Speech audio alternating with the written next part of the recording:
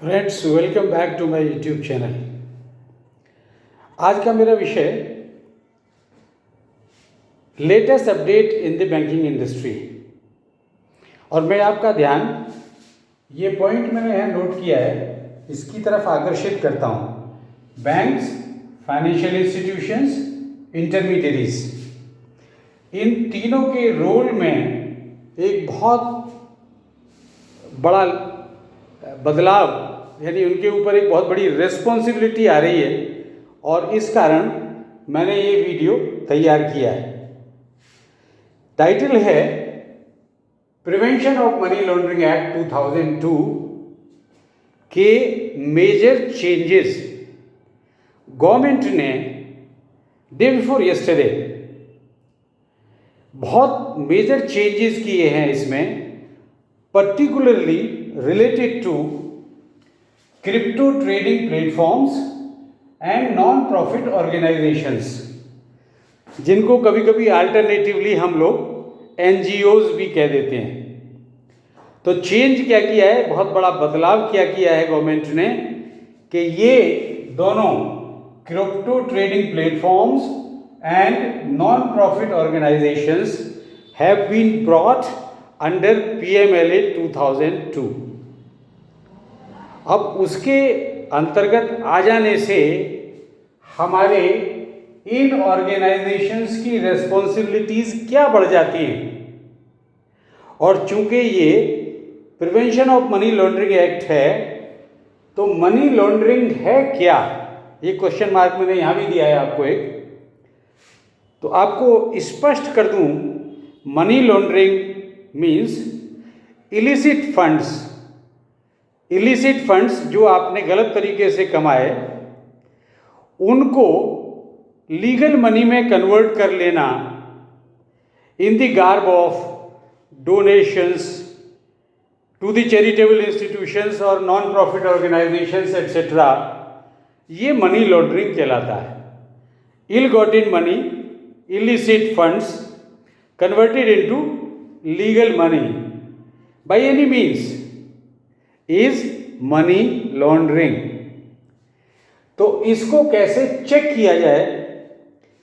कुछ इस एक्ट ने काफी रोक लगाई थी, लेकिन इसमें कुछ लूप होल्स एग्जिस्ट करते थे जो गवर्नमेंट ने इन चेंजेस के माध्यम से उनको प्लग करने की कोशिश की है, और उसका इम्पैक्ट मैं नीचे डिस्कस करूंगा आपसे। इम्पैक्ट तो वो आपको उस समय एक्सप्लेन कर दूंगा। बड़े पॉजिटिव इम्पैक्ट्स हुए हैं। अब दूसरा प्रश्न है कि हमारे banks, financial institutions and intermediaries और भी जो हैं, उनकी रेस्पॉन्सिबिलिटीज में क्या चेंजेस आ गए? सबसे पहला चेंज कि अब strict KYC compliances, strict KYC compliances किसकी? दोनों एंटिटीज की। NGO ऐसे ही नहीं बच सकते, non profit organisations in the garb of being the charitable institutions बच नहीं सकते। और दूसरा, banks, financial institutions and other intermediaries को मेंटेनेंस ऑफ रिकॉर्ड्स, जब आपकी रिलेशनशिप उस एंटिटी के साथ चल रही है तब भी, और जब आपकी relationship has come to an end, उसके बाद भी 5 years तक, 5 साल तक banks, financial institutions and intermediaries को प्रॉपर रिकॉर्ड मेंटेन करना है।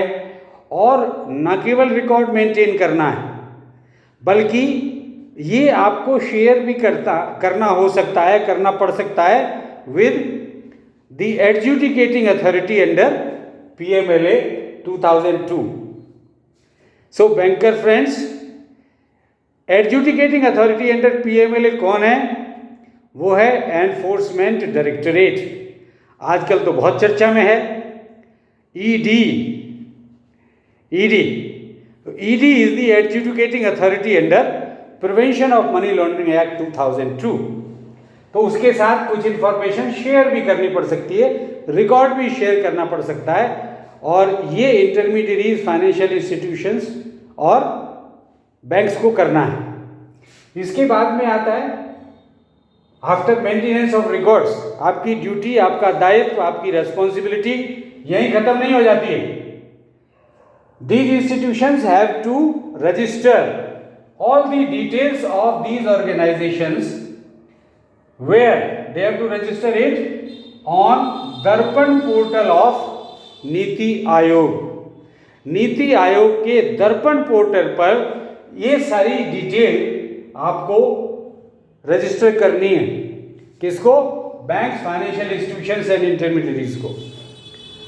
और वहाँ से नीति आयोग के पोर्टल पर इनके ऊपर एक सर्विलांस रखा जाता है और इनको जो गवर्नमेंट फैसिलिटी और इंसेंटिव्स और रिलैक्सेशंस देती है वो इसी पोर्टल पर इनके साथ शेयर कर लिए जाते हैं।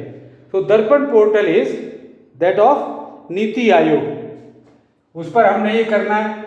ये सब कर लेने के बाद यहाँ पर भी एक ये डिजिटल रिकॉर्ड मेंटेन हो गया। इसके बाद में एड असिस्ट ईडी और FIUIND इन प्रोब्स। जो ईडी और कोई हमारी फाइनेंशियल इंटेलिजेंस यूनिट इंडिया जो हर कंट्री में है, तो हमारा IND is indicative of India, तो FIU इंडिया के साथ क्या करना है हमने?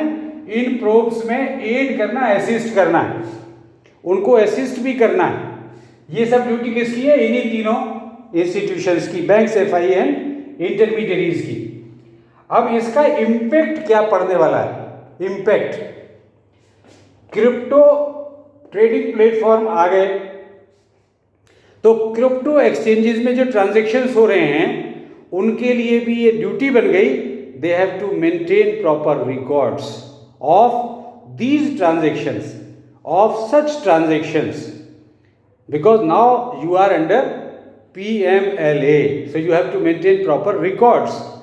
और ये नहीं कि आपने सिर्फ प्रॉपर रिकॉर्ड ही मेंटेन करना है, आपकी कोई मनी ट्रेल है या कोई इंफॉर्मेशन शेयर करनी है तो वो इंफॉर्मेशन भी आपको शेयर करनी है विद ईडी और FIUIND। जब क्रिप्टो एक्सचेंजेस इसके अंतर्गत आ गए और क्रिप्टो पर शिकंजा कसा गवर्नमेंट ने, उसका इम्पैक्ट क्या हुआ है? क्रिप्टो करेंसीज का trading volume has gone down by 90%। Can you imagine? It has gone down by 90%, and the asset value has immediately fallen to 65%। ये इम्पैक्ट हुआ इनके ऊपर जब शिकंजा कसा गया है तब। तो ये इम्पैक्ट है हमारे क्रिप्टो, उसके क्रिप्टो ट्रेडिंग प्लेटफॉर्म्स के आ जाने से, क्रिप्टो एक्सचेंजेस के बारे में। Records of the transactions by exchanges, they have to maintain it and they have to share it with ED and FIUIND, sharing the information with ED। और अगर कहीं ये ट्रेस हो जाता है कि मनी लॉन्ड्रिंग हुई है और अब आप इस एक्ट के अंतर्गत कवर्ड हैं, तो आपको 3 से लेकर 7 साल तक का इम्प्रिजनमेंट हो सकता है, जेल हो सकती है। और लोग क्रिप्टोज में डील क्यों करते हैं?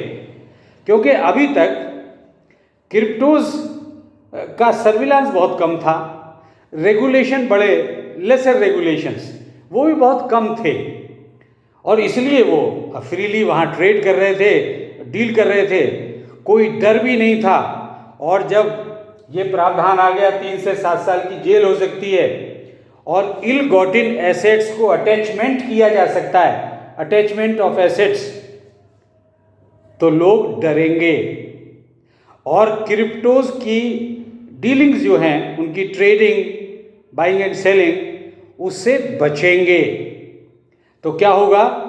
मनी लॉन्ड्रिंग चेक होगी। ये जो स्टेप्स गवर्नमेंट ने लिए हैं अभी वेरी रिसेंटली, तो इनकी मनी लॉन्ड्रिंग चेक होगी। क्रिप्टोज पर जो मैंने बताया 90% down in the transaction volume and 65% down in the value of assets. तो इसके माने ये हुए कि the strategy of the government is working. शुरू हो गया impact. I hope this information is very latest one, will be very useful to all of you. In the end, I will appeal to you, please like and share my videos and subscribe to my YouTube channel. Also press the bell icon button so that you get my notifications in time. Thank you. Thank you very much.